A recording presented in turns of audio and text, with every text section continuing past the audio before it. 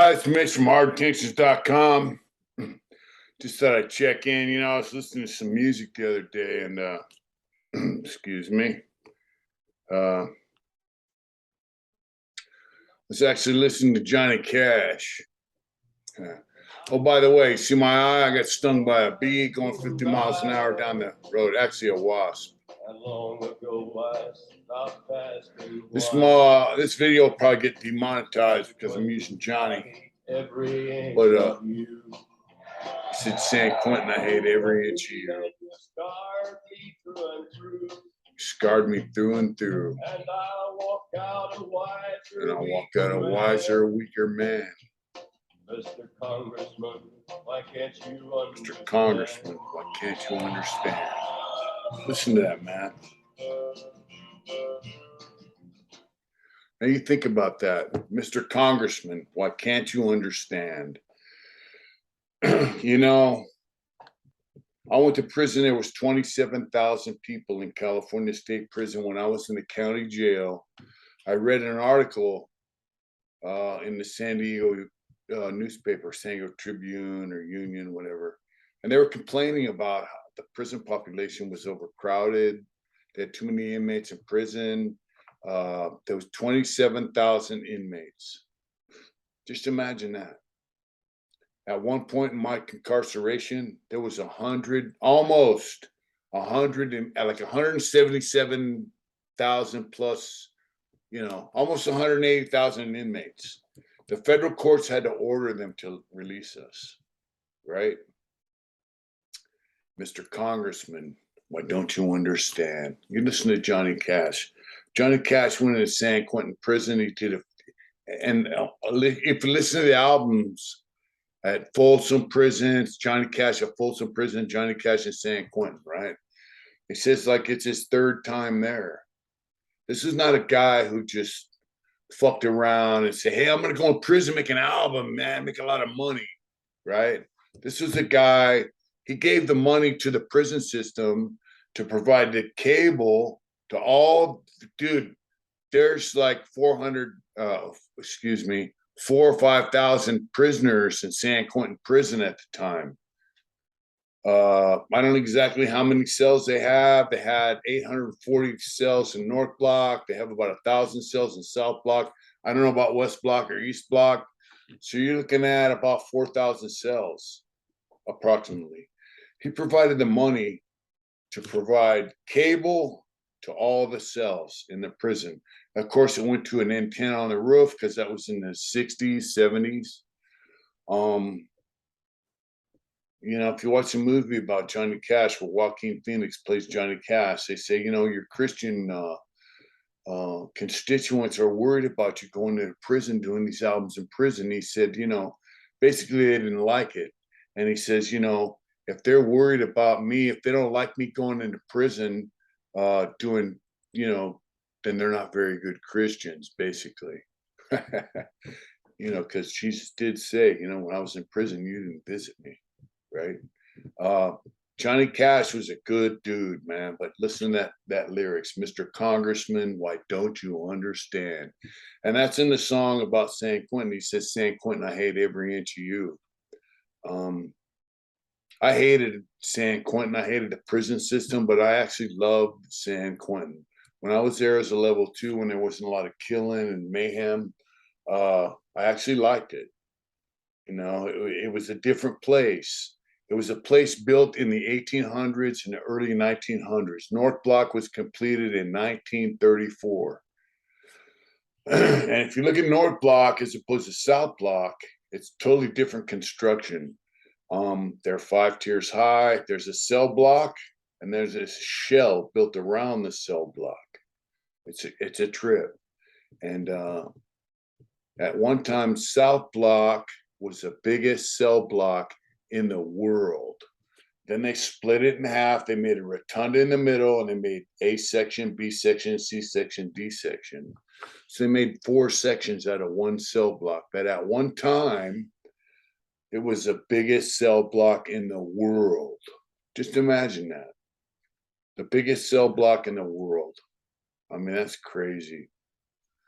So Johnny Cash went in there, Mr. Congressman, why don't you understand? San Quentin, I hate every inch of you. And if you listen to that song, Johnny Cash had it spot on, man. There were people that communicated with Johnny Cash. There was a guy at a Folsom prison who was a musician. He actually helped get out of prison. He was not a fake ass dude. He was a real man. The kind of men we could use today in this society. You know, people say occasionally on my comments, I get a comment that says, you should have spent the rest of your life in prison. Guys with life sentences should spend life in prison. Johnny knew the real deal. Johnny Cash knew the real deal. Times are different now. We live in a society that it's like on demand. Everything's on demand. If you have the money, everything's on demand. I want my food on demand. I want my housing the way I want it. I want my life the way I want it. I don't want my feelings hurt. We live in a generic society. When you get down to it, man, guys like Johnny Cash, they knew what was going on. Mr. Congressman, why don't you understand? So in California state prison system, Duke Mason was a governor of California for 8 years, 2 terms. Pete Wilson was a governor for 2 terms, 8 years. Gray Davis was only the governor for 1 and a partial term as a Democrat. And then we had that scumbag Arnold Schwarzenegger. If you like that guy, hey, good for you. He's a scumbag. And we had Democrat again, was governor in the 60s and 70s, right? Jerry Brown. And now we got this weirdo. All these governors have one thing in common. They all did their best to keep guys with life term to life sentences in prison. Duke Mason wasn't too bad at it. Pete Wilson was great at it. Gray Davis said, if you have a life sentence for murder, you're gonna parole in a pine box. And I remember reading that statement when I was a young man. I was in my late 30s, and it said, if you have a life sentence for murder, now, even though I was aiding and abetting by vicarious liability, my charge said second-degree murder. I said, you're going to parole in a pine box. Can you imagine sitting in prison after being in prison? Let's see, that was like 2000, right? I got busted in 1979. So it was like 20-something years I had already been in prison. That guy said, hey, you're going to parole in a pine box. Well, the law says if you have 15 to life, you're eligible for parole after 10 years. When I got arrested, you're eligible for parole after 10 years. And unless there are extenuating circumstances, meaning you're a prison gang member, you've got multiple stabbings in prison, drug dealing in prison, multiple criminal offenses in prison, it says, unless there are extenuating circumstances, you shall be found suitable for parole. So what the governor did, Archie Fain was a guy who had a rape murder. So he was raping some chick. He killed her boyfriend and tried to kill her and raped her. And so he got found suitable for parole by the parole board under Jerry Brown. When his release date came available, Governor Pete Wilson tried to deny his release. The court said the governor could not bar his release from prison because he did not have the authority to stop his release from prison. So Governor Duke Mason created a new law that said the governor has the right to rescind the release date of a term to life prisoner that the parole board has found suitable for parole. And so Governor Duke Mason never took anyone's release date. Okay. Governor Pete Wilson did. As soon as Governor Pete Wilson came into office, my friend Dirty Dennis got out of prison in 1991. 4 months later, Pete Wilson took every release date of every lifer in California. My homeboy, Cowboy, was sitting in R&R waiting to get released. His wife was in the visiting room. Everyone paroled, walked out R&R to the parking lot to their families, except him. And they said, maybe you'll be in the next batch. And then they came and told him, hey, the governor just took your release date by fax. They faxed it in. Hey, don't let this guy out. We're taking his date. You imagine that? Your wife is sitting in the parking lot waiting for you to get out, and you're sitting there in R&R, receiving and release, waiting to get out, and they tell you, hey, guess what? You're not going home. He got out many years later. He lost his wife. His wife said, hey, fuck this, I'm out. So yeah, Mr. Congressman, why can't you understand? They made laws in the California prison that were straight hateful laws. And they took our weights, they took our packages from home, they took our family visits. Prison industry took over the food. They said no more packages from home because Pete Wilson's wife was invested in stock of Walking Horse. And Walking Horse is a package company that they forced us to get packages from. Walking Horse, Access, and a few other companies. Those are the two main ones. His wife had bought stock in Walking Horse. So he said, from now on, your family can send you a package, but it has to come from an approved vendor. Walking Horse was one of them. And his wife was invested in Walking Horse. So, yeah, Mr. Congressman, why can't you understand? You can't legislate 3 strikes, all this other shit.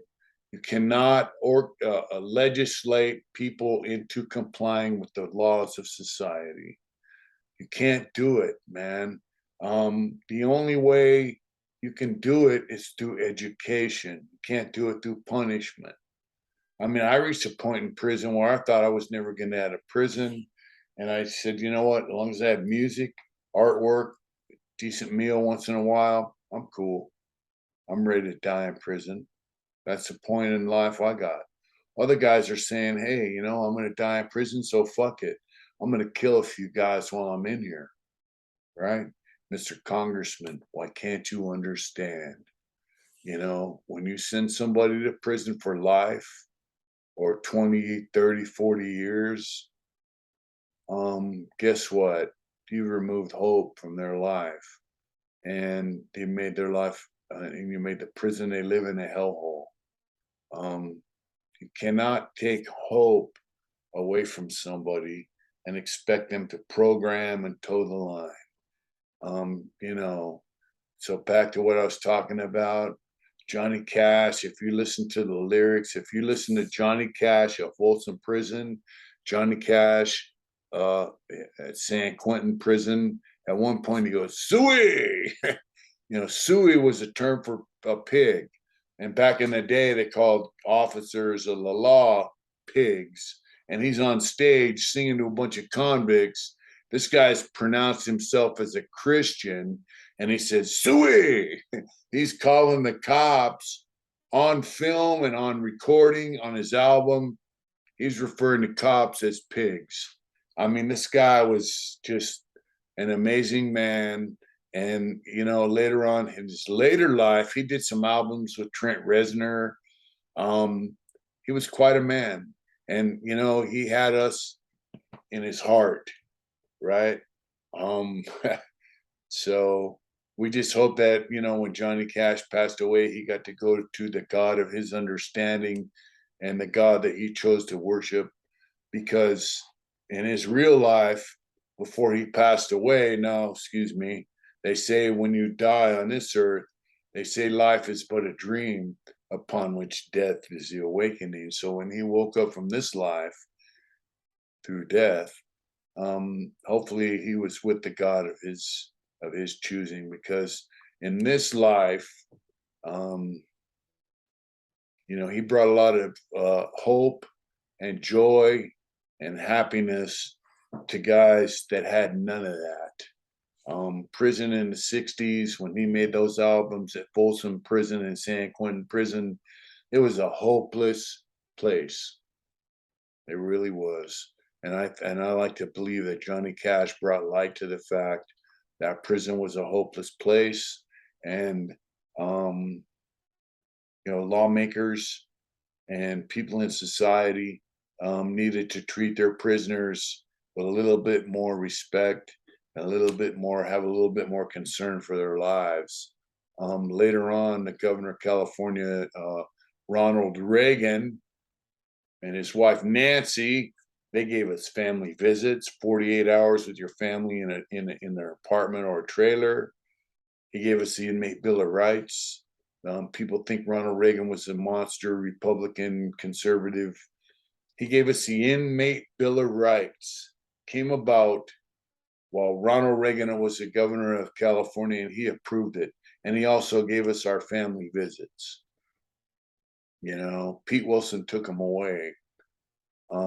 Pete Wilson, I don't think, was a conservative or a Republican. He was just a politician, POS, was looking for power and money. That's another subject, because he used the victims' rights organizations and the prison guards union to do that. But Johnny Cash, please listen to his albums, especially the ones recorded at San Quentin Prison and Folsom Prison, because they were great, and he was a great man. And if you have someone in prison, stay in touch with them, give them some hope. If they're being treated wrong, contact your congressman, your senator, your representative in the state government, your local representative in your city council. Let them know. San Quentin, what good do you think you do? Do you think that I'll be different when you're through? Do you think that I'll be different when you're through? You bend my heart and mind, and you warp my soul. Your stone walls turn my blood a little cold. Johnny Cash, rest in peace, brother. Get out there and do it hard. Rot and burn in hell. May your walls fall and may I live to tell. May all the world forget you ever stood, and the whole world will regret you did no good. The whole world will regret you did no good. Prison doesn't do any good unless you, as family members, friends, and citizens, you let your legislators and your government, basically local and state, know what you want out of prison. When you go to the store, you pay for something and you walk out of the store with that thing. You got it in your hand, you got it in your shopping cart. You chose that item because you paid money for it. But when you pay taxes, right, you're paying for prison. And the product you're walking out of the store with is a guy who walks out of prison each and every day. And I say, you're getting a defective product. Let your congressman, your senator, your state representative, your city councilman, let them know what you think about prison. Let them know, hey, I want these guys to be educated. I don't want them to be treated like animals. I want them to have vocational training so they get out of prison, they can get a fucking job. San Quentin, you've been living hell to me. Been living hell to me. Yeah, Johnny Cash, rest in peace. And you know what? All you brothers and sisters out there watching this channel, thank you. Please become proactive in your state and local government as far as the people that are incarcerated, because you know what? When you're in Safeway or some supermarket or Walmart in the checkout line, the guy standing next to you might be me or somebody else who got out of prison, and got treated like shit, and he might take it out on you. Or you know what?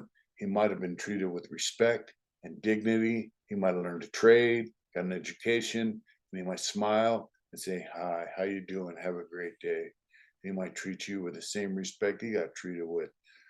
It's up to you, folks, as a society.